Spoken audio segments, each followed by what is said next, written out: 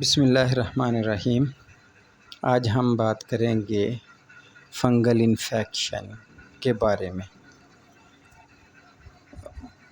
Fungal infection کیا ہے؟ یعنی فنجائی سے ہونے والی جو انفیکشن ہے وہ فنگل انفیکشن کہلاتی ہے۔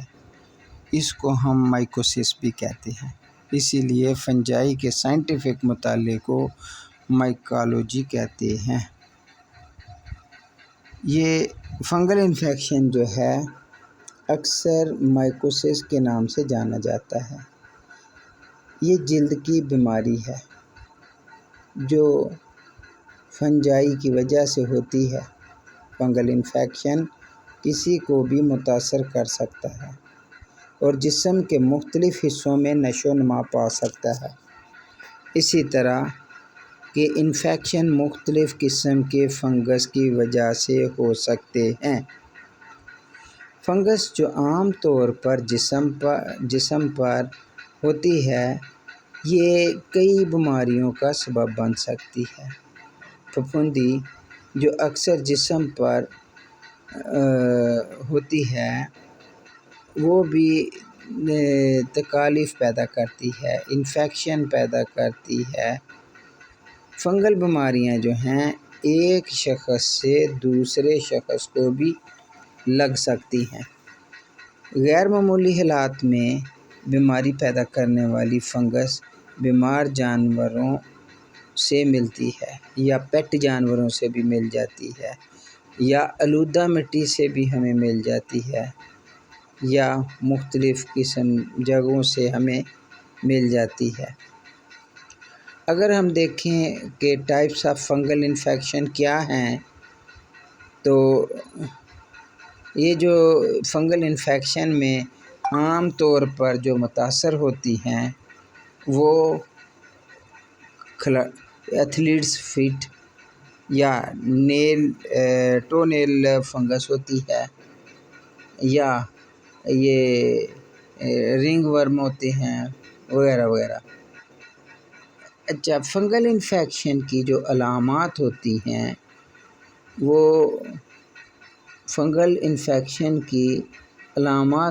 ہیں وہ عام طور پر جلد پر ظاہر ہوتی ہیں، اور جلد کی وجہ سے وہاں انفیکشن ہو جاتی ہے، اور انفیکشن کی وجہ سے وہ آدمی تکلیف برداشت کرنا پڑتی ہے۔ اس میں کھانسی ہو جاتا ہے، بخار ہو جاتی ہے، سینے کی تکلیف ہو جاتی ہے، پٹھوں میں درد ہو جاتا ہے، یا پھیپھڑوں میں فنگل انفیکشن کی تکلیف چلی جاتی ہے۔ یہ جو تکلیف ہے، جب لوگوں کے مدافعتی امیون سسٹم جو ہے اس کو، یا جب ڈائبٹیز بھی ساتھ ہو، تو پھر ایسے مسائل ہیں کہ جن کی وجہ سے ڈاکٹر کے پاس جانا ضروری ہو جاتا ہے۔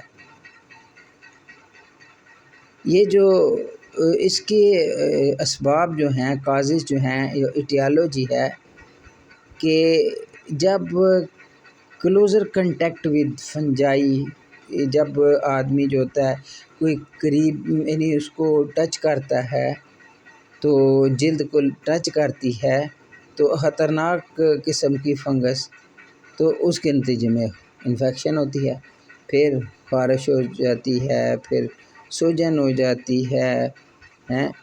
مثال کے طور پر ایسے ایک آدمی نے کسی کا جوتا لیا، ادار لیا، اس کو پاؤں کے پہلے سے فنگس ٹونیل فنگس تھا، یا ایتھلیٹ فٹ جو تھا وہ تھا اس میں فنگس، تو اب اس نے وہ بوٹ پہنا، اس کی فنگس جو اس کے بوٹ کو لگی ہوئی ہے وہ نئے آدمی کے پاؤں کو لگ کر اس کو بھی مریض بنا دے گی۔ اس لیے یہ جانوروں سے بھی براہ راست ڈائریکٹ کنٹیکٹ سے مل جاتی ہے، اور انسانوں کو جن کو پہلے سے فنگل انفیکشن ہو ان سے مل جاتی ہے۔ اسی طرح یہ ان کی چیزیں استعمال کرنے سے بھی ان کو یہ تحفہ مل جاتا ہے۔ اگر اس کا مؤثر طریقے سے علاج کیا جائے تو یہ تکلیف جان لیوا نہیں ہوتی۔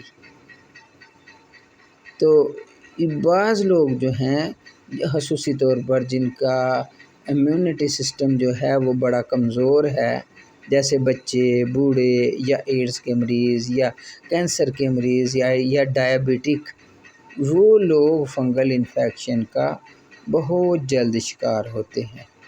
میں ہوں سیالکوٹ سے ڈاکٹر عبدالحی۔ 00923158095060۔ تو ہم بات کر رہے تھے فنگل انفیکشن کی کہ کن لوگوں کو زیادہ فنگل انفیکشن ہوتی ہے۔ وہ لوگ جو بہت زیادہ پسینے میں کام کرتے ہیں، کیونکہ پسینے والے کپڑے اور جوتے بہت جلد فنگس کی نشو و نما کو بڑھاتے ہیں، یا جو لوگ مریض ہیں اور فنگل انفیکشن کو سفر کر رہے ہیں، وہ بھی دوسرے صحت مند لوگوں کو تحفہ دے دیتے ہیں۔ یا جس طرح بعض لوگ اکثر گیلے کپڑے، چیزیں جیسے مطلب مختلف چیزیں ایک دوسرے کی استعمال کرتے ہیں، تو بھی وہاں ایک دوسرے سے یہ تحفہ مل جاتا ہے۔ کیونکہ فنگس کے پھلنے، پھولنے اور دوبارہ پیدا ہونے کے لیے نمی کی ضرورت ہوتی ہے، اس لیے یہ نمی کے موسم میں یہ تکلیف شدت اختیار کرتی ہے، اور یہ ضرورت سے بھی زیادہ جو لوگ موٹے ہوتے ہیں نا، ان کو بھی یہ بہت زیادہ فنگل انفیکشن متاثر کرتی ہے۔ اس کی کمپلیکیشن میں یہ ہے کہ کمزور ویک امیونٹی سسٹم والے جو لوگ ہیں ان کے لیے بڑے ہی خطرناک نتائج پیدا ہو سکتے ہیں۔ اسی طرح ایڈز والوں کی بھی امیونٹی سسٹم بڑا کمزور ہوتا ہے، وہ ان کے لیے بھی خطرناک ثابت ہو سکتی ہے۔ وہ لوگ جو اسٹیرائڈ کا استعمال کرتے ہیں یا کیموتھراپی سے وقت گزار رہے ہیں یا استعمال کر رہے ہیں، ان میں بھی یہ تکلیف بہت زیادہ ہوتی ہے۔ یہ فنگل انفیکشن جو ہے دماغ، دل، یہ جو فنگل انفیکشن جو ہے سطحی ہے، فنگل انفیکشن سطحی ہوتی ہے، تو اس لیے اس کی جو ہے نا روک تھام بھی آسان ہے۔ کسی بھی قسم کے فنگل انفیکشن سے بچنے کے لیے اچھی ہائیجینک چیزیں استعمال کرنا ضروری ہے۔ انفیکشن سے دور رہنے میں مدد ملتی ہے۔ اپنی جلد کو صاف اور خشک رکھیں، خاص طور پر کریز میں۔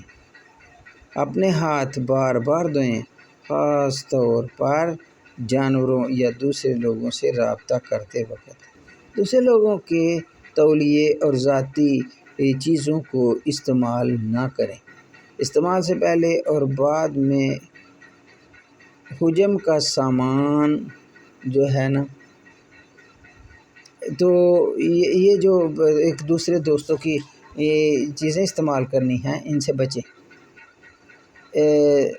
عام طور پر فنگل انفیکشن کی جو ڈائگنوسس ہوتی ہے وہ سکن سے وہاں متاثرہ حصے سے وہاں سکریب کر لیا جاتا ہے، پھر ان کو یا اسی طرح ویجینل سویب کے ذریعے مٹیریل لے لیا جاتا ہے، یا سطحی فنگل جلد جو ہے ناخنوں کے انفیکشن کی جو انویسٹیگیشن کرنی ہوتی ہے وہ لے کر ان سکریچ کیے ہوئے حصے کو پر جب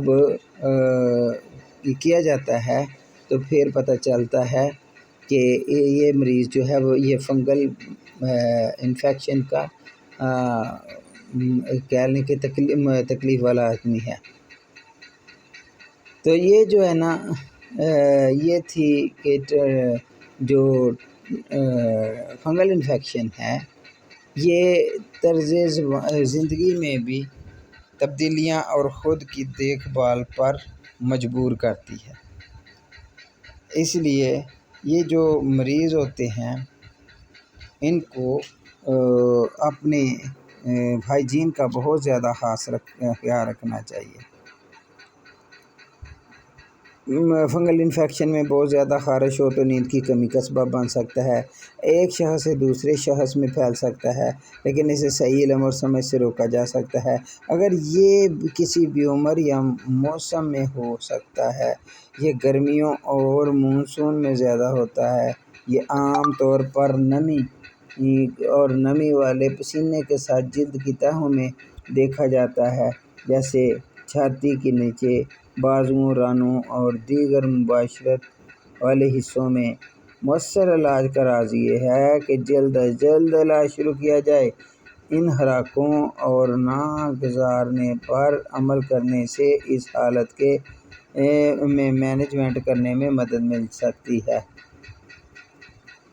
یہ جو تکلیف ہے، یہ ایسی تکلیف ہے کہ عام طور پر ہمارے لوگ عام طور پر بیکٹیریل انفیکشن سے تو واقف ہیں، مگر فنگل انفیکشن سے بہت کم واقف ہیں۔